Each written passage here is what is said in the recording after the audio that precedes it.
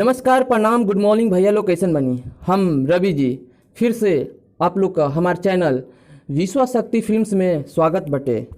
तो लीजिए दोस्तों, एक बार फिर से आप लोग के बीच तहलका पर तहलका मचा देने वाला ऑडियो सॉन्ग जो कि अब से कुछ देर पहले रिलीज हो चुका है, जौन की गाना के बोल बा बॉबी के छवि। ये टाइटल सुन के लगा था कि बहुत बड़ धमाका होके जा रहा बा। रउरा सब अगर ई गाना के सुनल चाहतनी तो आरवा म्यूजिक प्रेजेंट पर रिलीज हो चुकल बा। तो रउरा देर कौन बात करे बा, जाई जा आरवा म्यूजिक सर्च करी जा, अपन गाना का आनंद ली जा। और ई गाना डिविड सॉन्ग बा जौना के रउरा सब सुने के बहुत मजा मिली। तो रउरा सब सोचत हो कि गाना के गईले बा।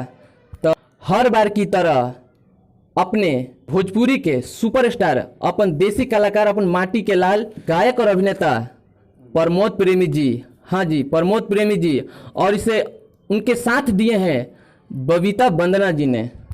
ये गाना इतना बवाल बा कि रौरा सब ये गाना के सुनने में तो दिल गदगद हो जाई। हर बार की तरह इस बार भी इस गाने को लिखे हैं कृष्णा बेदर्दी जी ने और म्यूजिक से सजाए हुए हैं आर.एन. शर्मा जी ने।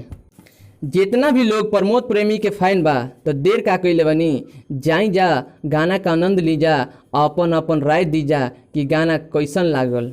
अगर हमारी वीडियो अच्छा लागल तो कमेंट बॉक्स में अपन राय दी जा।